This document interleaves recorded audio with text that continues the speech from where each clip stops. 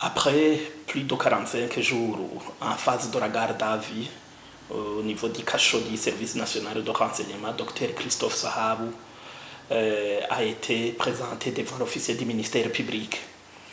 Et comme on l'a déjà dit, on s'attendait à ce que même le parquet constate des irrégularités notoires et procédurales ayant émaillé son dossier.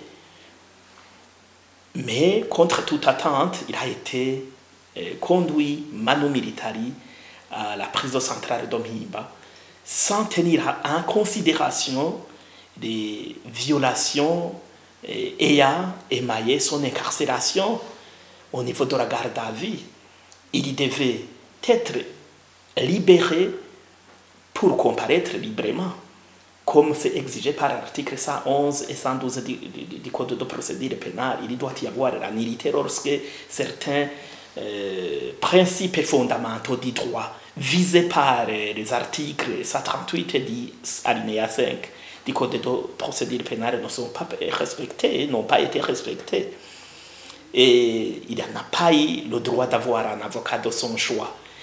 On ne lui a pas indiqué qu'il a le droit de garder le silence à l'absence de son avocat de son choix. Et qu'il a aussi le droit d'avoir un avocat commis d'office s'il n'a pas les moyens pécuniaires de le payer.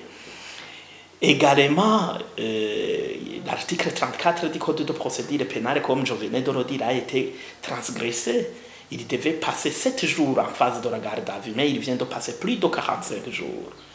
Aussi, sa présomption d'innocence n'a pas été tenue en considération, viola par conséquent l'article 40 de la Constitution et 14 du Pacte international relatif aux droits civils et politiques. Il n'y a jamais eu d'instruction à décharge, comme c'est exigé par l'article 110 alinéa 2. On dit que le principe cardinal de toute enquête et instruction, tiré même de cet article 110 alinéa 2, exige qu'il y ait une enquête et instruction à charge et à décharge. Néanmoins, à l'égard du docteur Sahabou Christophe, il n'y a eu que les accusations, le maintien en détention de façon illégale. Il a été séquestré. Il vient de passer 45 jours sans aucun titre légal prévu par le Code pénal et le Code de procédure pénale. Tout cela n'a pas été tenu en considération. Au niveau, en fait, des chefs d'accusation, d'hier devant l'officier du ministère public, si l'on s'en tient à ces 5 chefs d'accusation, on n'a personne la tête. Seuls 2 sont prévus et punis par le code pénal. Et en droit, on ne peut pas punir quelqu'un s'il n'y a pas de base légale, s'il n'y a pas quelque chose qui a été prévu et puni par le code pénal. Alors, ces 5 chefs d'accusation obscurs et imprécis, il y a d'abord l'infraction de faux et usage de faux. Ça, c'est prévu par la loi. Il y a les infractions en rapport avec la constitution de la société. Ce n'est pas prévu par le code pénal. Les infractions en rapport avec le fonctionnement de l'hospital, ce n'est pas prévu par le code pénal. La perturbation de l'économie nationale, ce n'est pas prévu par le code pénal.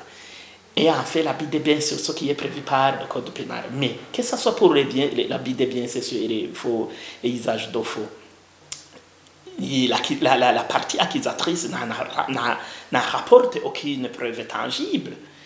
Même le conseil d'administration d'Okira Hospital n'a jamais porté plainte sur base d'abus de biens sociaux ou de faux et usage de faux. Seuls quelques actionnaires étatiques, téléguidés par une poignée des officiers généraux, ont écrit une lettre au président du conseil d'administration pour lui dire qu'il y a de la malversation économique au niveau donc de cet hôpital.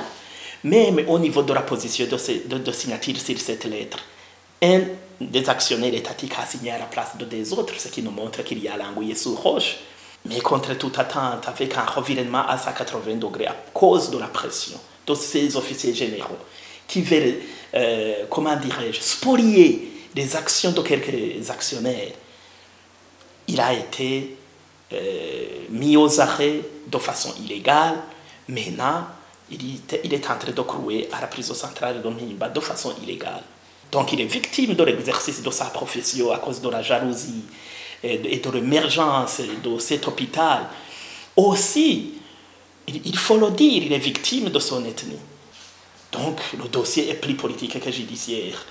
Aussi, les juges, les officiers du ministère public qui connaissent trop ce dossier, feront ce que même le président de la République a fait.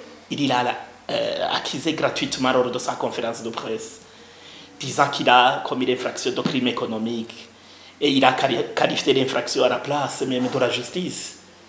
Aussi, au niveau de l'article 93, le président de la République est le patron du pouvoir exécutif. Pourquoi il s'est mis dans les affaires judiciaires alors que l'article 214 de la Constitution stipule que le pouvoir judiciaire est indépendant du pouvoir exécutif et du pouvoir législatif.